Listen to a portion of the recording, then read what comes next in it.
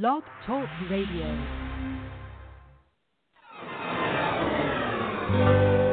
Hello, and welcome to Way Back When with your hosts, Lisa and Nancy.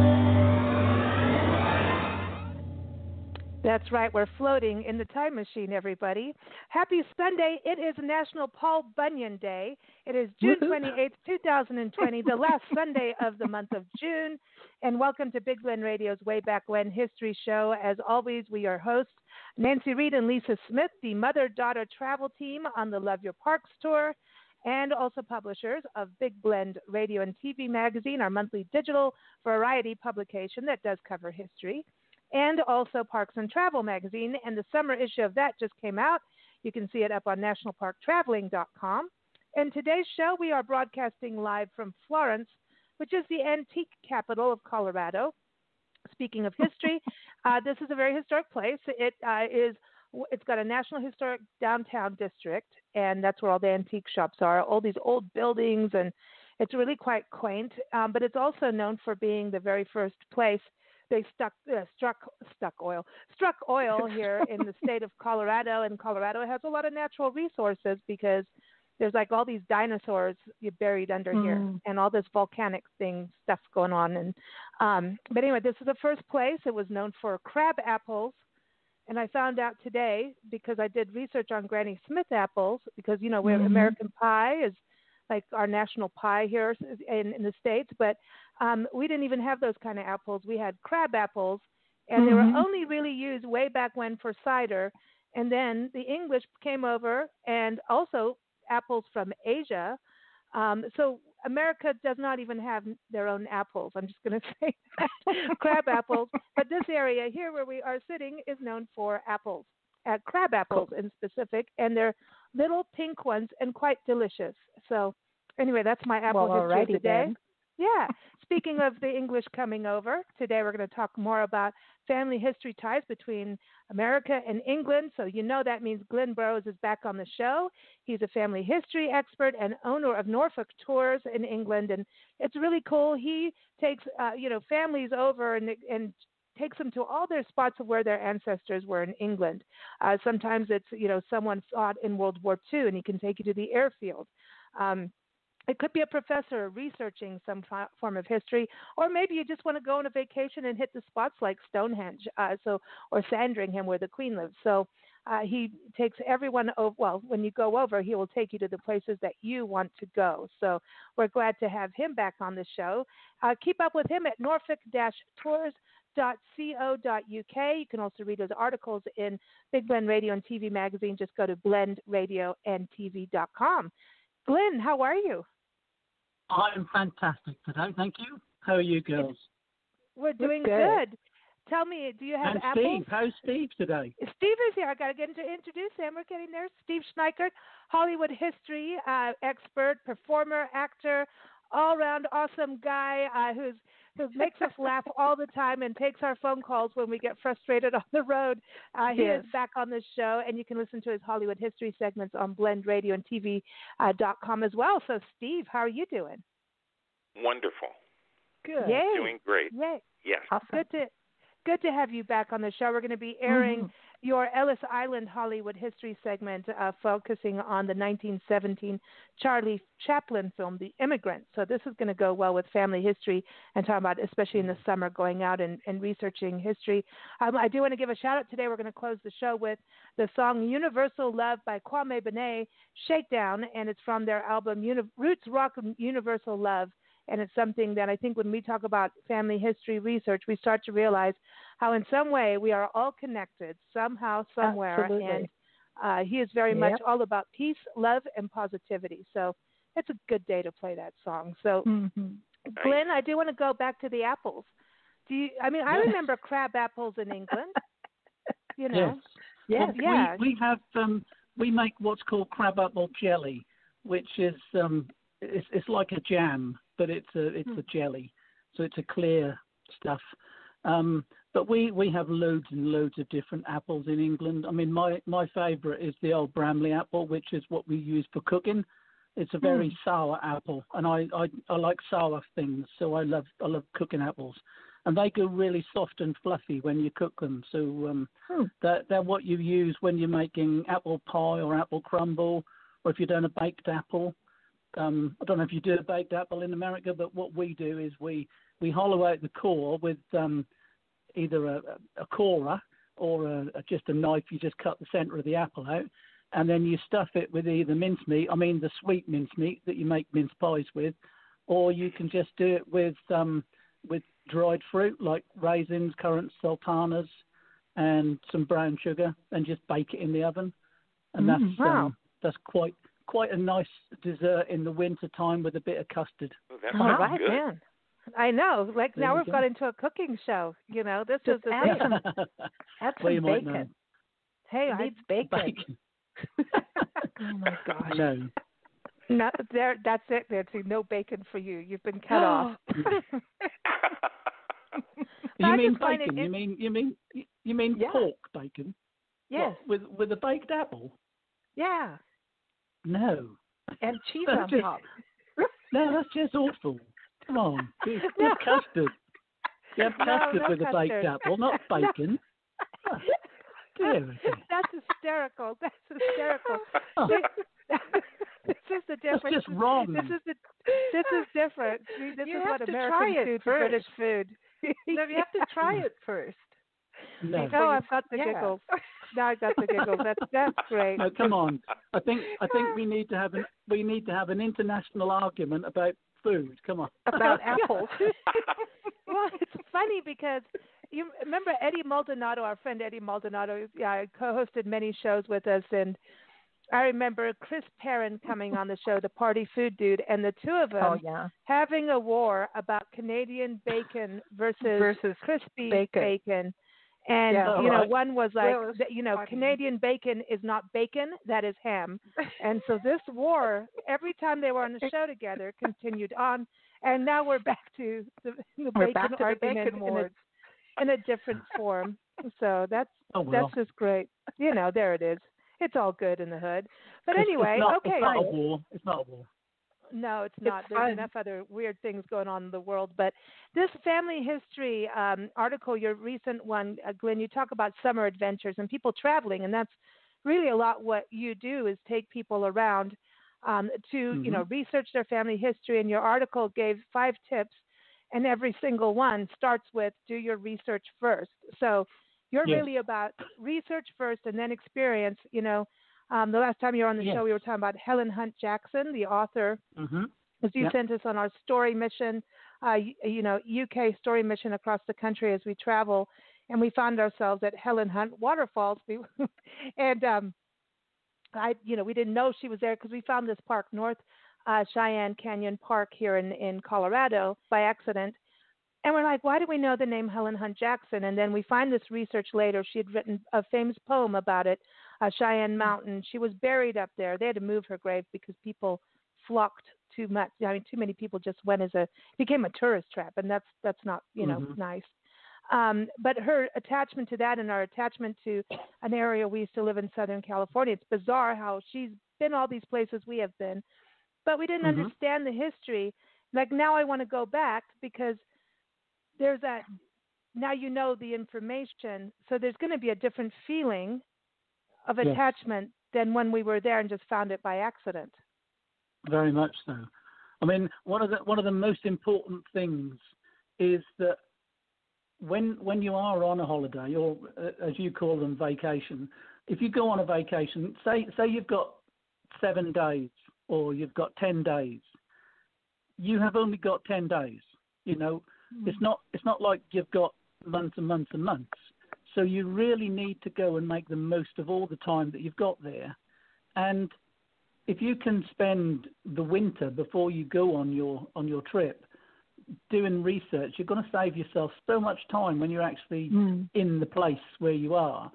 And you can also do some research while you're there. So if you find something new, then when you get back to your hotel or wherever you're staying, you know, then is the time to read up stuff either on the internet, or if you've got guidebooks with you, or if you go to a local museum, or, you know, it's then when you can do all the little extra bits But when you're planning something as big as a trip to somewhere, so like for instance, if you're in America, if you want to go, if you say 500 or 600 miles, or in America, 5,000 or 6,000 miles, you don't want to go there and think, now where do I go? You want to know exactly where you're going when you get there, so as you're not wasting time.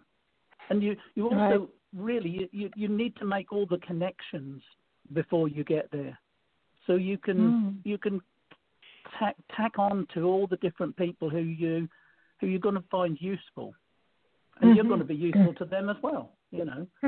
So it is all about the research, but it's also about, while you're there, to learn and to keep looking while you're there. To expand your knowledge, because like you said about the waterfall, the Helen Hunt Jackson story is what it is, what I've found out and what you've found out.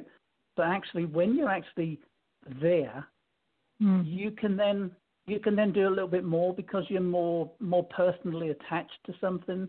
So if say for instance someone has written a story or written a poem or written something, if you're actually in the place where they wrote it, then you've got a connection with it, and you can understand it a little bit more. It's like Wordsworth and his daffodils. If you're standing in the Lake District and you are there at the right time when there are daffodils in the fields, and you read the poem, you can then see the daffodils. You can then sense it. You can see what he saw when he was writing the poetry.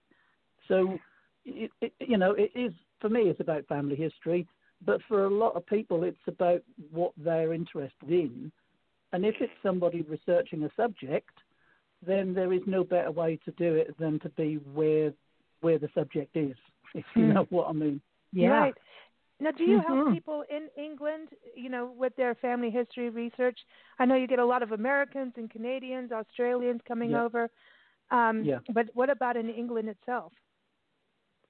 I do help people from other parts of England, but the main thing that I do for foreign visitors is I give them more of an English experience. So for English people, and also you can understand that England is very small when you consider the size of England compared to Australia or Canada or America or New Zealand even. But England is very small. So anybody else in England could actually come up to another part of England on a day trip, really. I can go to Scotland in 6 hours. It's not that far. So for an English person to do a family history tour, it's not as big a thing as it is for somebody from America or Canada or New Zealand, Australia, whatever, because it's on, even though it's not on our doorstep, it is still relatively on our doorstep, So it's easy to go back if you miss something or if you've forgotten something. You can go back next year or next week, and it's not that difficult. What about Holland? Because I was thinking about this, like Steve being on the show. Steve, I'm going to assume your last name is German, right? Schneickert, or should we say Schneickert, as some people say? Schneickert. Schneickert. Okay. We've had fun with Steve's name over the years, but that's on the German side. Have you done any tracing back of your roots? No, as a matter of fact, I haven't, but a niece of mine and then a second cousin of mine have. Oh, cool. It's neat to see the lineage.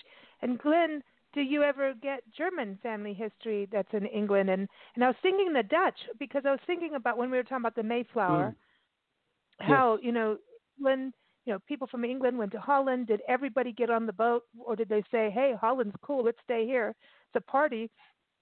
There's Amsterdam. Well, they did, didn't they? They stopped off for a few years. Actually, some of them stayed in Holland for a few years before they actually went across to America on the Mayflower. So, especially for East Anglia, Holland is easier to get to than London. So, because everybody traveled by water. If you needed to go anywhere, water was the easiest way to travel. So, if my ancestors in Great Yarmouth needed to go somewhere, they would use the boat. They would go to London by boat. They would go to Holland, and actually going to Holland was probably easier than going to London from Great Yarmouth, for instance.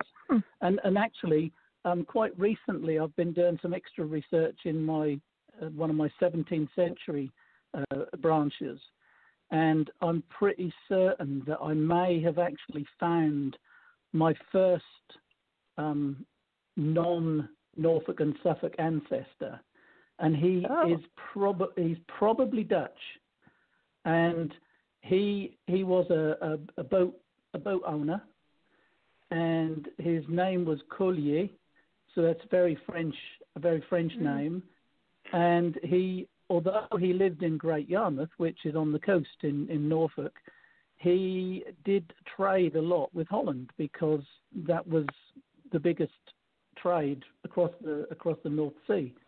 So Holland and East Anglia are very, very close. They're very close in geographic senses as well as in time-wise. So I may have actually discovered a Dutch connection myself, but I haven't tied it all together yet. I don't really want to. My actual claim to fame is that all of my ancestors live within 50 miles of where I live today.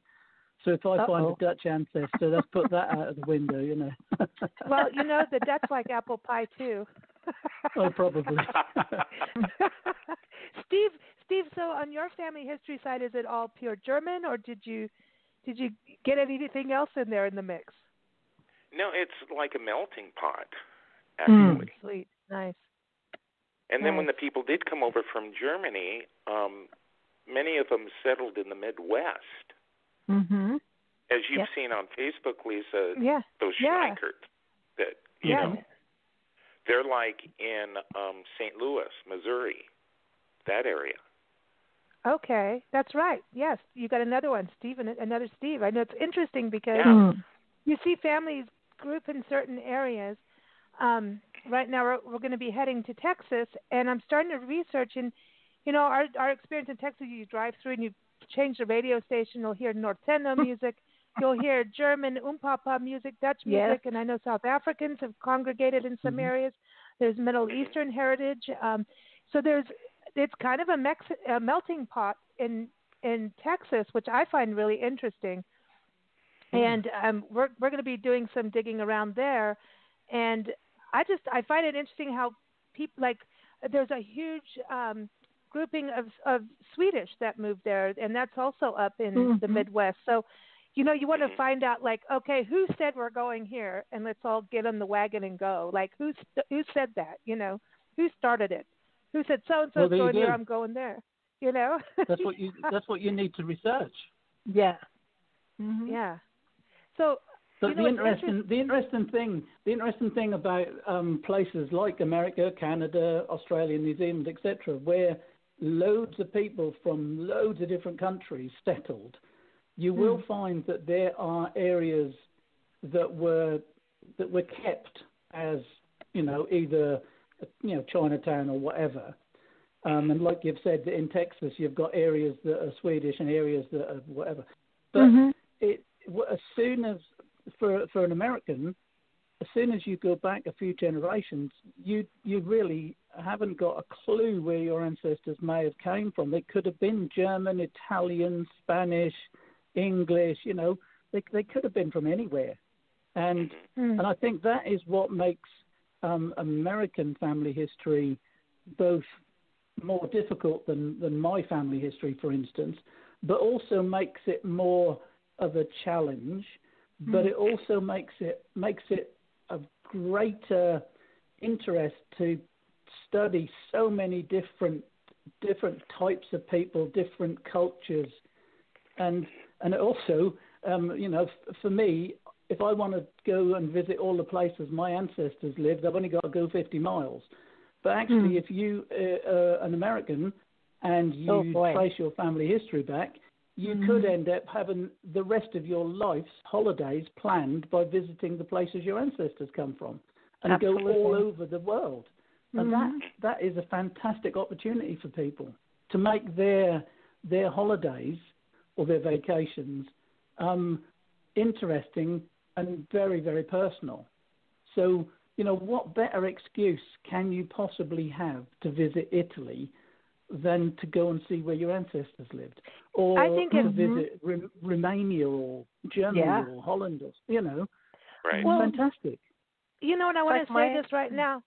Go ahead, Nancy, sorry. I was just going to say my grandmother on my dad's side, and she has a couple different birth certificates because the border between the Hungarian and Romania. She was born in Romania, but then it became Hungary, and then it went back to Romania, and then it became Hungary, and babushka. She got she has she's got a couple of birth certificates because at some point when it was Romania and then it became Hungary, then they had to reissue, and then it went back again.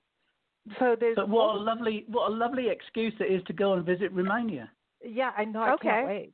I really want to do that. Hot Mama Babushka. She has to go meet her. Yes. Glynn, I wanted to say this about right now. Obviously, travel is really impacted in regards to COVID-19. Yes, this is a really, really good time to dig into your family history. The kids during the summer, get the kids involved. But America's right here now, the road tripping is going to be at its all-time high. A lot of our national parks are already, saying, hey, now stop it, calm down. Yes. So there's a balance. And, I've been saying this on every show. RVs or caravans, as if you're in England, RVs and camping gear is up 600%. That is a huge jump. Now, this is what Nancy and I do. We travel. We've gone road trips. We don't RV. But what's interesting to me now is when you were talking about the family history, now is the time to do the research, and if you're in the States, do it here and locally.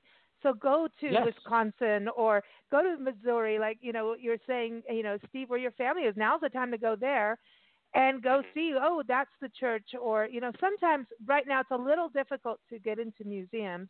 Some are closed, but there are places you can still go. And sometimes if you just make that phone call, they'll open by appointment.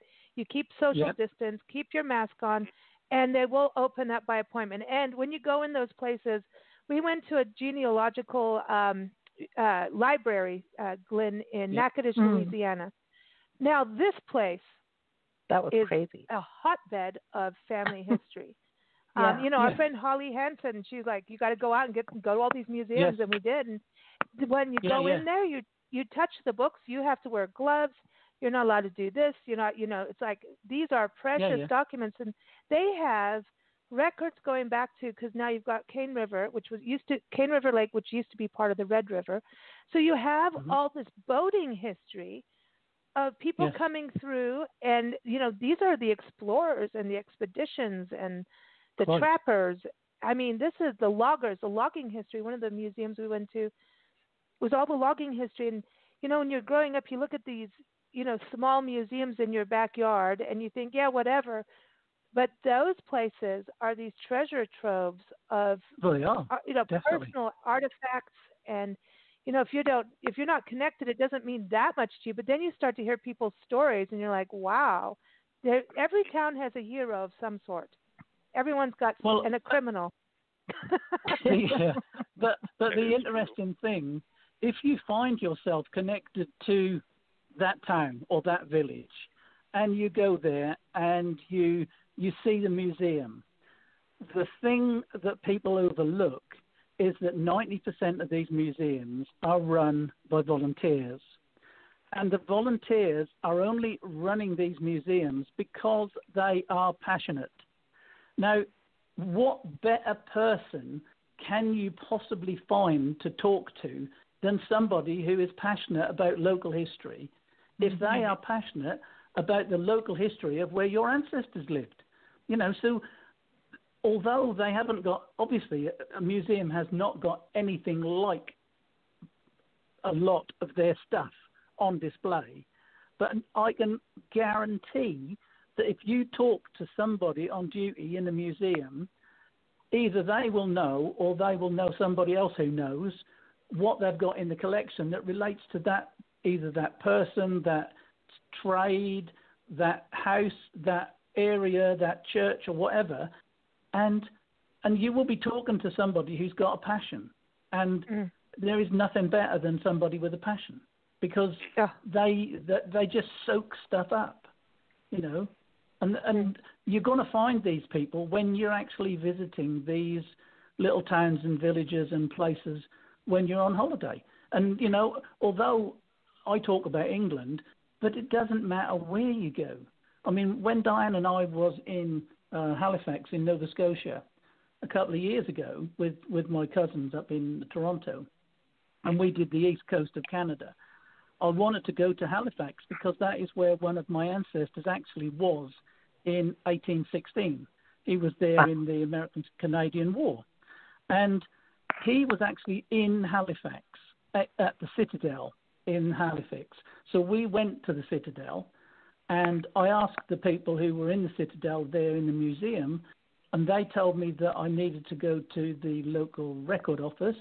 So I walked across the town into the local record office, and I was shown some documents that related to the Citadel as it was at the time when my ancestor was there, because the Citadel that's there now is not the same one.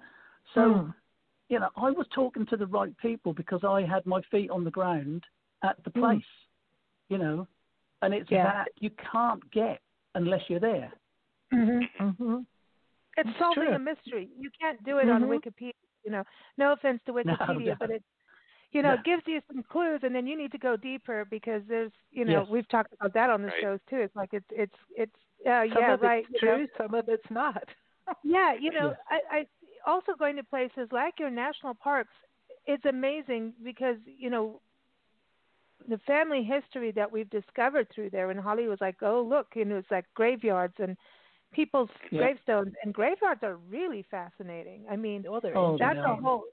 You never know who you're going to see and or visit, you know, and the people, the passion. You're really right. Like yesterday afternoon, I spoke with the historian for the town of Hutto in Texas, just outside Austin, and I think I was on the phone with him for about an hour. I think. Yeah, a long time. He connected me not just with their local history, but he gave me this perspective. Talk about someone with passion. The perspective of history of Texas and how it relates to their town and nearby, and all these places we should go. And by the time I hung up, I'm like, we need more time for that. Yeah. You know, it's like, you know what I mean? And it is about having those conversations. I think it's really, really important about doing the research. I wanted to go back to Steve. Steve, on Hollywood history, I find it interesting about how it does actually connect back to family history, just even in regards to, you know, those in the movies, how families tend to follow in the same trade. You know, I followed Nancy in the magazine trade, you know, that kind of thing. Have you seen a lot of that in your research? It's like, oh, here's this kid now doing what the child has done. Of course. Big time. Absolutely. Yeah. Gotcha. And then also telling the story. And some of them don't make it like their parents did. Yeah. You know, yeah, different but they times. tried. Yeah. Yeah. Yeah. And then like Charlie Sheen and Martin Sheen. Oh, listen. And Emilio Estevez. Oh, yeah. See, now there we go. Listen, Martin is amazing. Okay. Now, you did a Hollywood history on England, on producers. Like, you look at Hitchcock, right? So there's an English connection. Yeah. We went to where Vertigo was filmed in San Juan Bautista, California. We won't talk about Tippi Hedren. It's not Nancy, you know. But anyway, it's a thing. But when you go back to that, you know, this history and of England, you did this whole thing about how the character actors, and I wonder, like, what was it that changed? You know, why is it that England's character actors? Oh, they're so good. So, I mean, how, like, you know, because you think about everyone coming over here, like a lot of, you know, not everyone, but, you know, the British coming over here, and you know, there's actors here that are of British descent, but there's something. What is it That happens. Don't forget that. I find with the English actors, why I respect them so much, is that no part is too small for them. Unlike the actors here in the U.S., they all want to be stars. And it's not going to happen. There's also the other thing where, a lot of our history as Americans, we started out as Puritans. So we weren't all that much fun. And the acting world, the music world was kind of a downer then because the Puritans were like, you can't sing, you can't dance, you can't have any fun, you can't do anything. Yeah. And you can't smile in photos. Exactly. So you have to be grim until you're dead, and then apparently everything's going to be happy ever after. The other thing that is important to remember that a lot of theatres and performance was also done in pubs and inns. So if you're from a religion that doesn't drink, you're not going to go to the theatre because it's a very bawdy place to go to. And generally speaking, as well, if you go. I mean, I don't want to generalise, but very often you will find that especially the ladies who work in the theatre are not always the nicest of young ladies, So burlesque girls. Well, I don't know how to put it really, but you know what I mean. And so if you're going to be, a Puritan, you're not going to have anything to do with anything on that side. Exactly. So that would, and also with a lot of the other, who we call it over in England, we call the chapel religions. So you've got the Methodists and the Wesleyans and the primitive Methodists. Again, they are all very straight-laced, as we say again in England. I don't know the way you'd put it, but they don't agree with gambling. They don't agree with drinking and things. So if a lot of your people in the country are going to be from religions that are very strict, then you're not going to breed that type of person, are you? Right. See, but doesn't all this come into family history when you're doing research, that it kind of goes, you find out maybe, this one was a rebel over here, this one wasn't, you kind of find these stories and connects back. I mean, the arts, when you think about England, look at Helen Hunt Jackson. Look at Ramona the play is a pageant that they've been recreating every year since the late 1930s. So it's kind of interesting how that has been going on. And, there's theater, and that's a little different. But to me, it's an interesting thing how it goes back. And you could be related to Helen Hunt Jackson. You could be related to Hitchcock, and that's part of your family history. Have you seen any of that happen in your experience of taking people around, that they're connected to someone of either of the arts, whether it's movies or something of the arts? Just trying to think. Well, some of the visitors I had, this must be about 7 or 8 years ago now. They were connected with a very well-known family in Norwich during the 17th century, and they were very affluent, but also very I can't think what the word is. They were sort of big in the city, as sort of really important in the political world rather than in the art world. I have had people who have been interested in different well-known people in the area. I don't think I've found anybody who's actually big in the theatre that you would have heard of. I did have one visitor, and I started to look into her family history. She gave me the bare bones of her family history, and I found something really, really exciting, which I didn't tell her about until we arrived in a little tiny village church where her distant ancestor was baptized in 1775, I think it was. And my ancestor was baptized in that little church in 1773, and actually he was her sister. So me and this visitor, who we didn't actually know each other, but we were actually cousins. You know. Oh my gosh! And cool. that was amazing. You know, I sat her in the church and I said, well, you know, this person. I said, and this person had a brother called Edmund, and he had a daughter called Lydia, and Lydia had a son called Edmund, and then I went through the generations, and it turns out that my son is called Edmund because of the family name. And so we were connected in this little tiny church in the middle of Norfolk in the early 1770s. Cool. So you know, you just do not know who you're going to be connected to, because you know, with family history, you know, you, as I've said loads of times, you know, you've got 2 parents, 4 grandparents, you know, then 8 great-grandparents, 16 great-great-grandparents, 32, 64, 120. You know, you go back a few generations and you've got thousands of ancestors. Yeah. Wow. You know, and it is that then if you bring them, all of those lot forward again, there's millions of relations out there. You know, and you just don't know who they are until you start digging. Well, dude, it's a big job. It is, but it does. I mean, we end up all these. This is when you see these networks. It's kind of like I don't know. You know, when you look, the DNA thing is really fascinating because it's like it just kind of like shows like, oh, we're all connected in some way. I mean, in some there's going to be some particle somewhere, and scientifically one day, you know, I don't know, we'll find something else that's going to really blow our minds. I did want to ask before, I want to get to the Ellis Island. Go, Nancy, go. Oh, I was just going to say, somewhere I know that our family has a connection, deep connection in Kenya, because when I first went there, I was like, I'm never going home. This is now my home.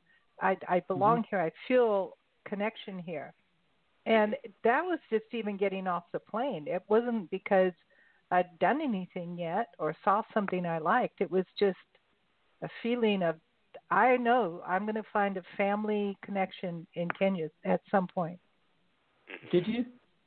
Not yet. Okay, but well, I will. See, now, how many people come to you with this where it's like a really strong primal gut feeling? Yeah. It is. Sometimes it is. You feel as if you've been here before. You know, yeah. That's a classic saying. You know, yeah, it is. It is It's very much feeling that you, as you say, you feel comfortable. You feel as if you're part of the ground. You know. Yep. And you know, exactly. I mean, I do where my parents still live. I am part of the ground because my mum's family's been there since the 1600s. So you know, I'm part of the soil. You know, but that is home. You know, no matter where I go, that is home. You know, but you do get that. Sometimes you walk into a building, or you walk into a place, or just an area, or just whatever, and you do just suddenly feel something. And and it is that, as you were saying about DNA. You know, what else are they going to find? What is it? What is it that you feel? You know, the one thing I've often said to Diane, I've often said to her, what is it when you walk into a room and there's an atmosphere? What is an atmosphere? That's our other sense. Like they say sixth sense, but I think there's another one that goes into, you know, I've talked about this before where, you know, whales have this magnetic thing where they know where they're going to migrate. Birds have that. They know. Birds will come back, and their families will come back to the same spot year after year. They'll migrate matter what. to the same place. Deer will stay within, 2 miles of their same habitat. That's why when we destroy everything, it's really cruel. You know, it's like, hello, sorry, you can't come back, you know. So there's this migration, and that's even what I look at. You know, we've got all the politics in the world, but the reality is we're all connected because we all moved around. Mexico and California, Spain, we've been going back and forth. Texas, all of us were connected. So I don't care what you do with border walls. That has nothing to do with what our biology says in our body. Exactly. I believe we pick up part of the actual place DNA too. It's you know, when they started DNA, the scientific say that we're connected DNA and trees, human and tree DNA have a percentage of connectivity. That tells me we are part of the dirt. We are part of the atmosphere. And I think one day science will prove it even further. And that gut feeling, and it never steers you wrong. It tells you, gut feelings tell you to get out of a place if there's danger, or stay here, or take a second look at that dude in the corner, whatever it is. Or not. Right. Well, all of that. It's that biochemistry thing that happens, and it's fascinating. Mm-hmm. I think family history is that. Exactly. And to dig into it, you start to understand, and it's something, family history, when we look, what's happened in the world, look at slavery. It's definitely something that we're still dealing with. We're still looking at human trafficking, for example. That has not gone away. Yes. As human beings, we keep doing this.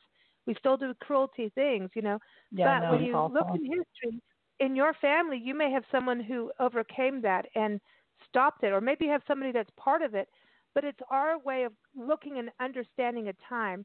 Things in the back then are not the same as now, and we have the power to change or maintain and make it better. And so I find this whole family history thing, and sometimes it really shows us that what we think is trivial is not trivial. I mean, is a big pain in the butt, is trivial compared to what your ancestors went through. So I want to go to Ellis Island.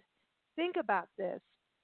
All these people coming in, and I really am excited to replay this segment, Steve. I think it's always been timely, it seems like, to play Ellis Island.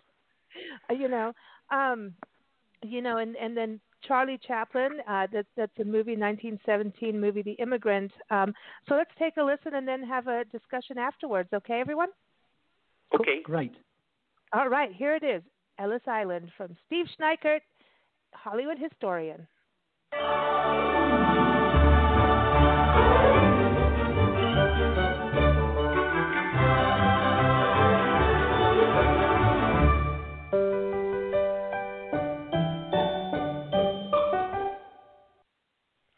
In the shadow of the Statue of Liberty, also referred to as Lady Liberty by some, is Ellis Island.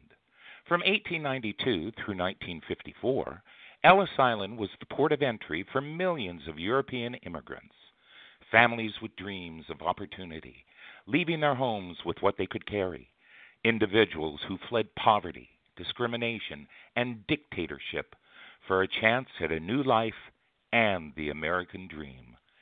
Ellis Island is not a port. The entire island has been owned and administered by the U.S. federal government since 1808 and has been operated by the National Park Service since 1965. In 1917, immigration in America lit the fire of widespread xenophobic sentiment, leading to the infamous Immigration Act that barred the road to such undesirables as criminals, anarchists, homosexuals, beggars, or feeble-minded persons. In a fitting coincidence, that same year, comedic mime Charles Chaplin made the film The Immigrant. If not the best, it is most prophetic. Chaplin wrote the screenplay along with taking the helm as director and star. Given the historical context of the Immigration Act, one must wonder in which category the tramp would have fallen had he existed. He is naive, quite atypical, broke, and the way that he kicks one of the Ellis Island agents is such an equivocal image that it would be used by the HUAC to demonstrate Chaplin's anti-Americanism. In the steamer that crosses the Atlantic in the beginning of the film, there are pickpockets, gamblers and cheaters, probable criminals, but there are also decent and honest people as well. And ultimately, there is the tramp. Without immigration, the world would not have discovered Charlie Chaplin. The Immigrant is a turning point in Chaplin's body of work, as every film would echo a part of his own history. Despite its serious undertones, the film is lighthearted as not to deprive the theme from its gravity, but maybe because immigration carried positive feelings like ambition, solidarity, and hope for brighter futures. The Immigrant is divided into two acts. The first is set on the ship, the second in a restaurant. Through a laudable effort of mise-en-scène and storytelling, Chaplin manages to pull these two parts together so they do not feel disjointed.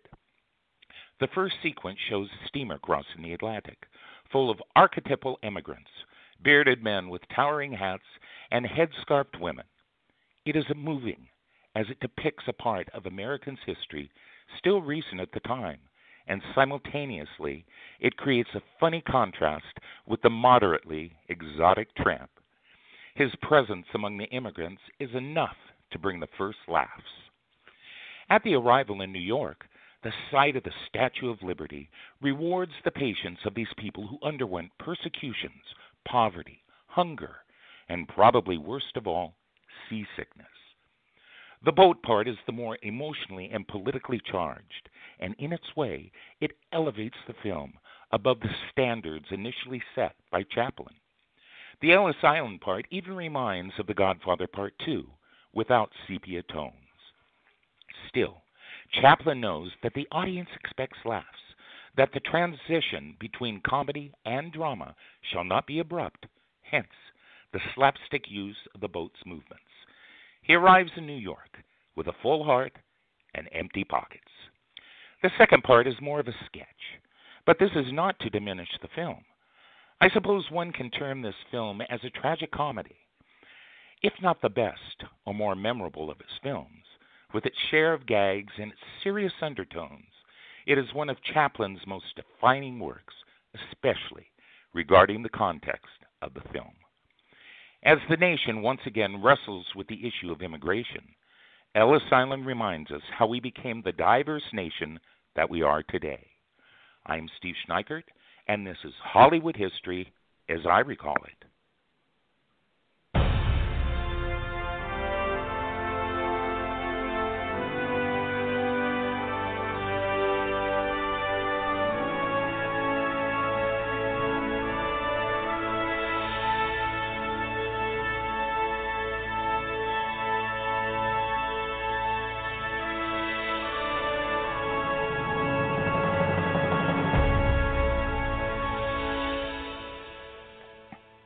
Fantastic, Steve. Really. Oh, like, thank don't you. beat around Thank the you bush very much. on that one. Not at all. That's cool. Well, Thank you. It's really interesting. And Glynn, Ellis Island, I mean, that's got to, we talk about the Mayflower, but Ellis Island and all of that has got to be such a big part of what you're doing. But this morning on my Facebook page, you put a log that had Charlie Chaplin on there. What was that part of the boat logs? What the ship logs? What was that? No. That was the 1901 census for England. That's where he was living. So he was he was actually living in London in 1901 with a load of other theatrical types. And even in 1891, when you find him a bit earlier on, he was still. I'm just trying to find it. I took a screenshot of it earlier on. He was living with his parents, or definitely living with his mother. Anyway, in 1891, there we are. Hannah Chaplin. She was a professional singer in a music hall. And then there was Sidney, who was his brother, and Charlie, who was only 2 in 1891. They were living in Walworth in London. Oh no, that's where he was born. He was born in Walworth, and he was living in Newington, in Walworth, St. Peters in 1891. So he was from a musical family. You know, his dad, I believe, was also in the music hall, but it seems that his dad left the family when he was little, because he isn't on the 1891 census, and by the time he's 12, Charlie Chaplin is living away from his mother, so he was obviously not with his mother. His mother was not with him. Huh. I think his mother spent some time in the lunatic asylum. Oh She yes. did. Oh. Wow. Steve, wasn't he? Yeah. Didn't this country go after him for being a communist or something? There was something. Yeah. There was something about that. Wow. Yeah, they did. Yeah. And that's why they picked up on him after, showing in his film The Immigrant, him kicking one of the customs officers. stupid. That was a film. That makes you communist. And that's Chaplin's humor as the tramp. Yeah. Oh my gosh, Oh, wow. that's so funny. And the word tramp. Well, if you took everything that you saw in a film serious, and then we just saw like, oh, go to the sheriff and the police department, now let's go arrest everybody in a film because they did something. I mean, how ridiculous! Right. Don't start me on that. I mean, seriously. It's an interesting thing. I mean, just when you think about just even the way you were describing them all being, on the ship coming through. Glynn, we talk about this all the time. How, and you think about, even just now when you think about what's going on, like in the Sudan, and people just walking across Africa, people walking from South America to here, these exoduses of people, there's the expeditions like Drake. I'm going to go out and kick the Spanish's butts, He didn't say it that way either. I mean, he was brutal. I want to do. Man, Sir Francis Drake. I don't know, but bad. that dude is bad. He was. He. He's a pirate. In a weird way, right? Yet he's Sir Francis Drake, and he was claiming things. But him and the Spanish, like it's almost like they had this war between each other. And it really didn't even have anything to do with the country people. It was just, we hate you and I hate you, so that's it. We're all going to hate each other and fight each other. It's just like reading it. That's kind of where I boil it down to. But I don't know. It's kind of this, when you think of the expeditions, and, got Marco Polo and, do I dare even mention Christopher Columbus? But you have these people doing this. Here I am, brave dude, and yes, I have slaves on my ship, and I'm going to do this and that.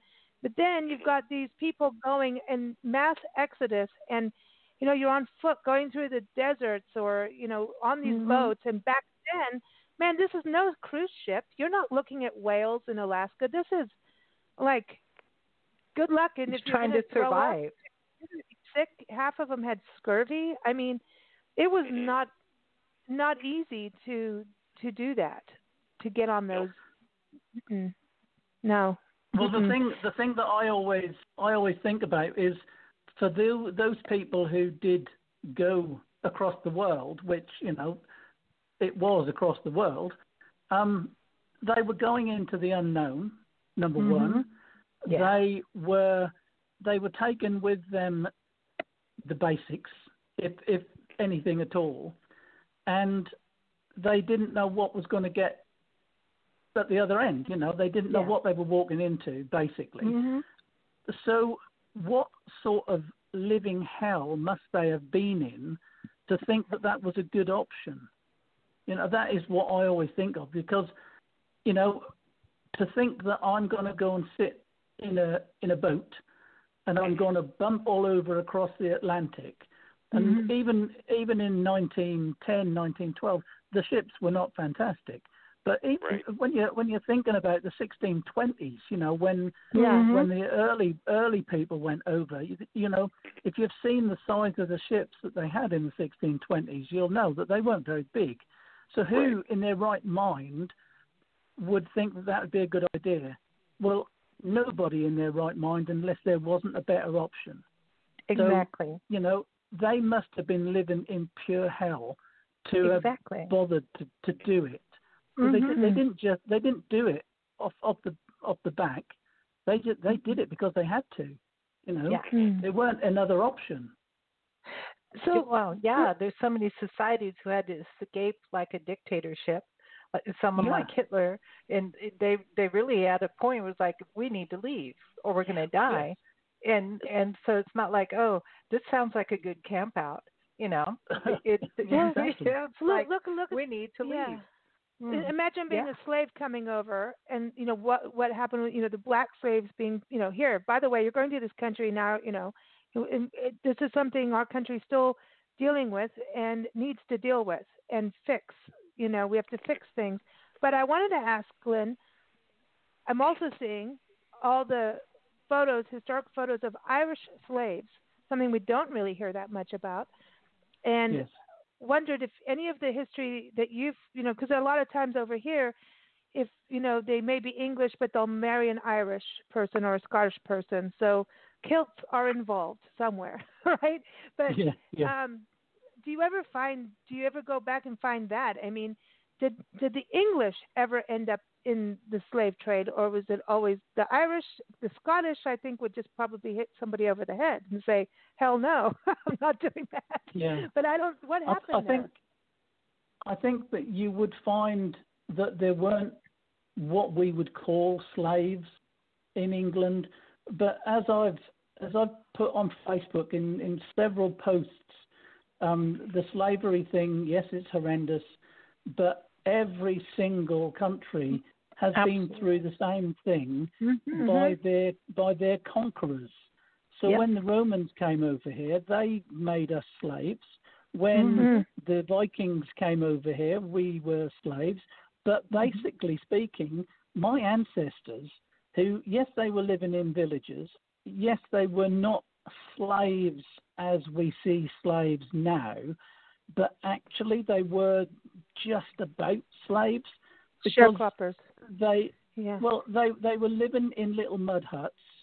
They were totally reliant on their employer for their house, their upkeep, everything. If they lost the job, they were literally living in a hedge. There was nowhere to go.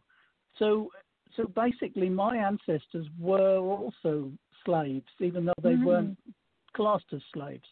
So yes, when you actually look at history and you understand how history worked, these big landowners were using the villagers as their own slaves because literally they relied 100% on the landowner for everything. And, we hear about what these big landowners took away from the slaves and this, that, and the other. But up until we look at my village that I come from, in 1809, they enclosed the common land.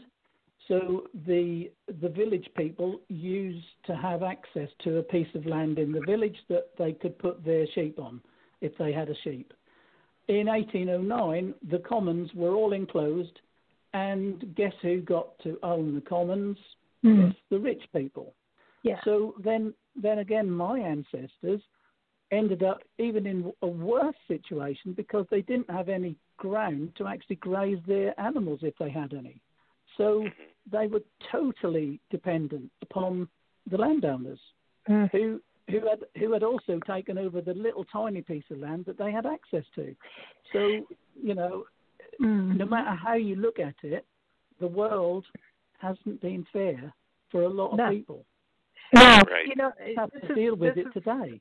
But this is one of the reasons that the wealthy always tried to keep education from the poor, because education is the pathway to changing all of that. And so the most important thing was kids educated, get yourself educated so you can now learn the system so you can start doing some of that. And that's why the wealthy people have always put blockades in front of the poor people for education. That's absolutely true. And healthcare. Let's just talk about America. But when I also wanted, I'm just like I'm trying to really behave here.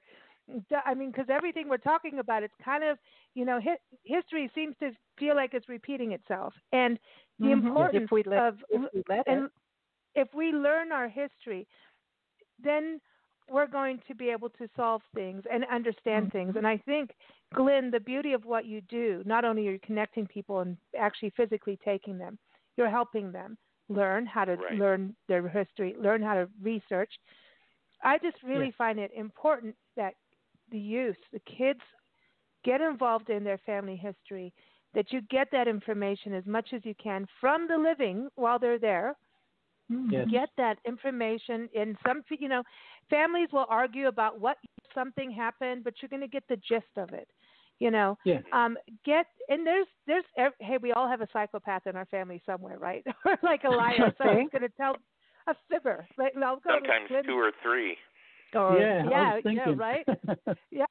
I'm like, we all have someone like that. But I think, Glynn, part of world peace can come through learning your family history, and that's how the youth and people who aren't interested in history or don't realize they're not interested can actually get interested in history because it's connecting to their personal stories, and it is about them. The thing is, once you are already aware that you are personally connected to something, you can then put something into context.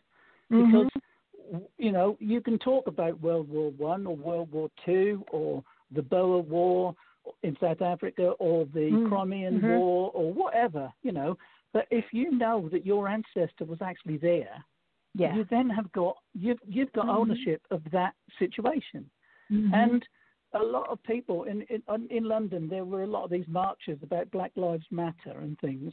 A lot of the people who were marching, if they look at their family history, 90% of them would find that their families were probably connected to it in some way.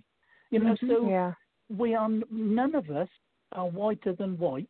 And I don't mean that in racial terms. I mean in being, And funnily enough, I mean, my actual MP, so my member of Parliament, is related to Gladstone. And Gladstone got the biggest payout for owning slaves because when the Slavery Act happened in the 1830s, the owners, now listen to this, the owners were actually compensated for the loss of their property. So, it makes you sick. It makes you feel physically sick. Yeah. They were compensated for the loss of their property. And William Gladstone, who was one of our prime ministers of England, got the biggest payout for loss of property during the slave trade. Now, when you think about it, I think he got, I can't remember off the top of my head, but in today's equivalent, he got millions of pounds compensation. Wow. Now, his descendant is my MP. Well, it's not his fault, is it? It's not his fault. He may have inherited some of William Gladstone's money. I don't know. Money, yeah. But at the end of the day, it's not his fault. No, it's how we act. It's about how a lot of these. But we need to learn today. Yeah. We need to learn today. That's all we can do. I can't change anything my ancestors did because I'm not there. It's about changing how we're acting today. The Black Lives Matter movement right now is, if you're a black man walking down the street, the chances of, if a policeman drives by, they're going to pull you over, and your chances of getting hurt are pretty way up there. And so that's where this issue is. And it goes back to the fact that this country is still celebrating the Confederate flag, slavery, all of those horrific things. They're still celebrating and also taking part of history out of history books. So when you're celebrating, when you go to a school as a black child and the school is named after Robert E. Lee, I'm sorry, that doesn't feel very good. So I think we shouldn't be celebrating the people that did the wrong. We should be going, okay, they did wrong, this is who they were, understand the history, but we shouldn't continue celebrating, and that is where we're at. Exactly. And that's what's going on. So, we can't fix our ancestors. Hell no, that's not going to happen. We can't go, I mean, I'll call up a psychic if you want, but we can't do that. But we can fix now. We can fix how we behave and how we treat each other. And that is what this whole thing is about. It's about, decency, non-cruelty, this anger and this attack and this power. It's about ego and power. It's the same thing as the wealth and the land. This is happening in our country bigly. Sorry, oopsie, I had to say that. But anyway, Glynn, I have a question too. The 5 tips in your article, everyone's up on blendradioandtv.com. You talk about research, connections, and you talk about take lots of photos. And the one thing you said is don't take the originals anywhere. So you don't take it from England back home to the States, and don't take it from the States back to England. Everybody needs to keep their originals where they are? Yes. Leave your originals at home in somewhere safe. Either take a photo of it and have it on your computer, or just take a scan of it. I mean, scans are easy, and photocopies or whatever. But don't take loads of original photos or certificates because they all cost you money. And especially with photos and things, if you've got an old family Bible, don't bring it with you because apart from anything else, your suitcase might get lost. Exactly. You don't want to lose Shockingly it. true. So Yes. Photocopies or, the best, funnily enough, my daughter, when she was at university, she used to send everything. She used to do her coursework, and then she used to make it into a PDF and then send it to herself by email. Yeah. And I said to her, why are you doing? Why don't you just save it on your computer? She said, if my computer blows up, she said, it's on my email. I can get my email on anybody's computer. Now, Exactly. That's a good thing to do, Yeah, it is. Right. It's smart. Very smart. So do that. Make a PDF of stuff and send it to yourself on email. Yep. And then you can get it wherever you are, even if your computer blows up. Or Yeah, use that things is like important. Dropbox. And the other thing, if I could just quickly use- say about photographs, Yes. when you are somewhere, when you're taking photos, either write on a piece of paper, Gresson Hall Church, 17th of June, 2020, I think I'll say 1920, 2020, and when you've finished taking the photos, put, Gresson Hall Church, 17th of June, 2020, with a line through it, as you do when you go out of a town. You see the town sign with a cross through it, and you've gone out of the town. So as soon as when you start your photos, take a picture of the title, and when you finish your photos, take a picture of the title with a line through it, and then you know where the pictures are. Because there is nothing worse than getting home and you've got 5,000 pictures and you've got no idea which one's which. So if you bookend each section with a picture at the start and a picture at the finish, then you know where the pictures are. Because that is so easy to get your photos modeled up. I know. Trust me. It's very, very true. Glynn, I do have to ask you this weird question about photos, historic photos. Good. It's come to my attention through photos from like history sites on Facebook and stuff that people would pose with their dead relatives, and you don't know that they're dead when you just look at them. And have you come across that where you think they're all like a family standing there, but they've really propped up the dead person? And they're No. They've propped No. You will see photos of people who are dead, but they will be obviously dead. They will be either in a coffin, they will be laid out in a bed, or they will be laid out. The people who you see who look as if they are propped up are standing in what is called a frame, and they used to have like a neck brace so that you held your head still. Because years ago, if you had a photo taken and you moved, then your picture would be blurred because the exposure was so long. Yeah. So if you have a neck brace on, it is not because you're dead and they're holding you up. It's because they want you to stand completely still. Now, I have got a photo. I've got a photo taken about 1870 of a village street, right? And there is the same man on the picture twice because he was a photographer. He sort of stood or laid down in one part of the picture, and then he got up, ran across the road and stood in another part of the picture and stood still again. Because the exposure was long enough for him to do that, and he only got recorded if he stood still long enough. Because in the middle of the picture, there is a group of children who are like ghosts because they obviously didn't stand still long enough.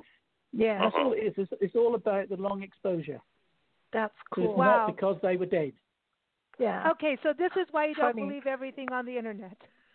Yes. See? That's right. Really? Well, no, I'm glad I asked. I wish I could find that because I've been dying to, no pun intended, to ask somebody about that because it's like, because they said, they were propped up and dead. And I'm like, dude, as far as I know, your family's crying in the mourning of your loved one, you know. So I didn't. Okay, that's great to know.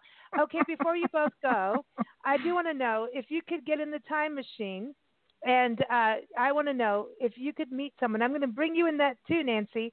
If you could go and find. We're in the time machine. If you're going to go out there and meet a relative today, because everybody's in a different space of, or someone that you want to meet in history, who would it be? So let's start with you, Glynn, because I know you're doing more research. You're always researching somebody. Yes, yeah, definitely. Well, actually, today you've sort of kick-started something, and I'm going to look into it a little bit more. But I would really like to meet Charlie Chaplin when he got off the boat, because he had one hell of a life as a young person. And I would like to have a little chat with him. Okay, ooh, I'm with you on that one. And Buddy Holly, because we're going to Lubbock, Texas, and now we just found out that Buddy Holly has a little bit of British history in his ancestry, so we'll find out about that. Yeah, I know. Here we go, another connection. It just keeps happening. But, I mean, Buddy Holly, that's awesome. The crickets, So, Glynn, Steve, where are you going? Where? Priscilla's going with you, by the way. She's sitting here and saying she misses you, our little sock monkey. She misses our time machine shows with you. I would like to meet JFK, to be honest with you, at this time, because I feel our country needs a little bit of Camelot again. Yeah. Yeah. Ooh, yeah. And can he stay alive? It's right. Yeah. Yeah, it's still crazy. Interesting. Nancy, what about you? Who do you want to go in a machine with? I would like to go and meet my Romanian's grandmother's family. Babushka, the original Babushka. Yes, I would like to. I'd like to find out more about her, because she's a quiet little person. But what we had in common was talking to animals, and they came to her like they do to me. And like I said before, we found a connection in the Museum of the Occult at one time with my great-great-grandmother on that side talking to animals, and then they hung her because that was weird, So there's a thing that I'd like to follow back and go as far back as I could to find out where this connection between nature and part of my family lies. And the other part of the family, no. That's it. You're left out. That's it. That's it. No. See, now I would like to go hang out with Janis Joplin for a day in a time machine and see what she thinks now, because she was a cartoonist and a caricature artist before she was a singer, and she was in newspapers in Texas, Beaumont, Texas. And I just want to, I know we're going to go through Texas, and I always wanted to stay in Beaumont, so I don't know. They have one of the world's largest fire hydrants. It's painted. Okay. It's like a two-story building. So anyway, I'd like to go meet with her. Then. No, I've had a thing about her, since I was a kid, and she wasn't in Haight-Ashbury when we went there. So I'd like to hang out with her and just have her talk about music of today and what women in music have accomplished and what still needs to be done, and all kinds of other things. And it's Pride Month, and she just, besides Nancy, she did date Chris Christopherson for a while. Okay, now wait. Now that you said that, in 1978, on this day, Rubber Duck hit the music scene. The Rubber Duck with Chris Christopherson playing Rubber Duck, the trucker, Convoy.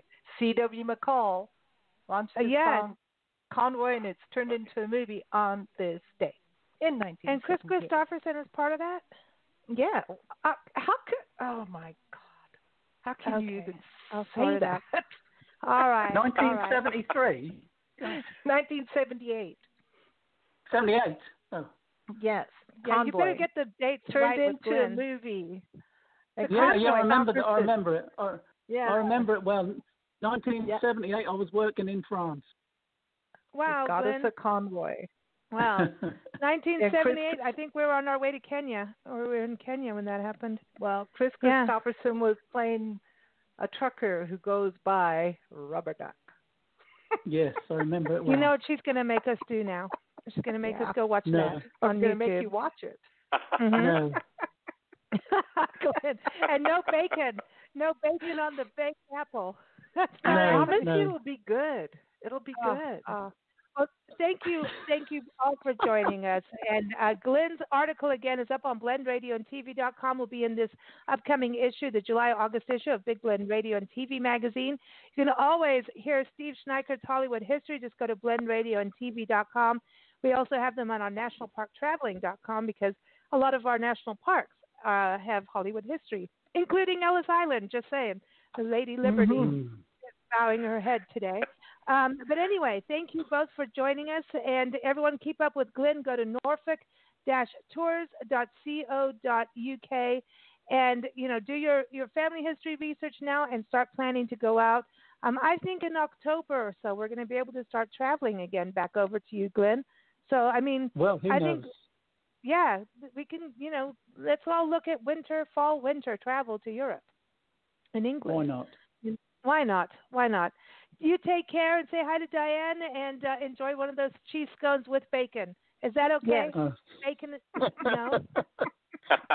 I'll leave it with you. Thanks, girls. All Lovely right. to speak to you. Lovely to see Yes. you, Steve. Same here, Glenn.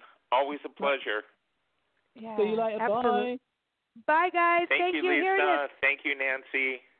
Thank Love you, you both. Steve, for joining us. We love you, too. We love you both. And we're going to close with the song Universal Love by Kwame, Binea, and the Shakedown out of the Upper East, I'm going to say, New Jersey, New York.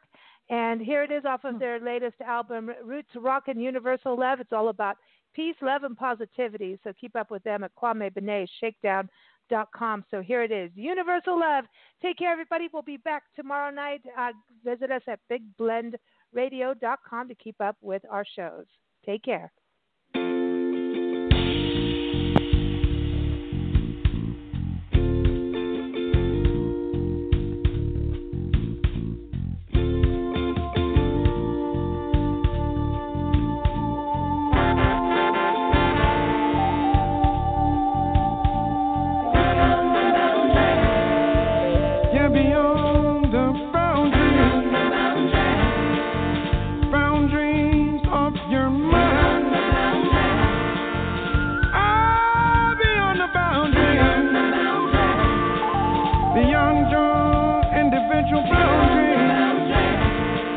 Beyond the family boundary, go beyond the tribal boundary, and beyond social boundary, yes, beyond national boundary. You give up the love. You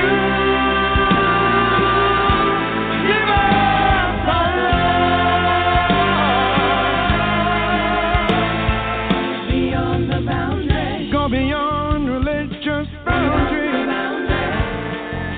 and beyond political boundaries, yes, beyond commercial boundaries and beyond sexual boundaries, yes, beyond racial boundaries. You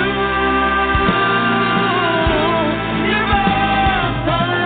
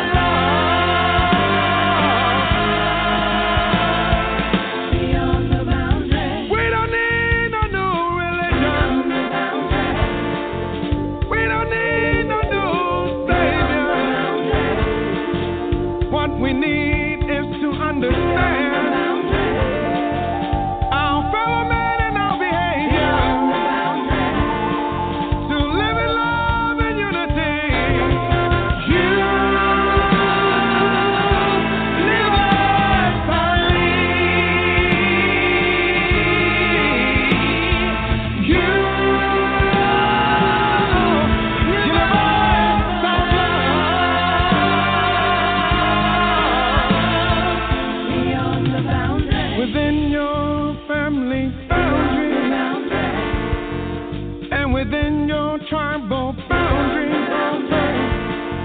within your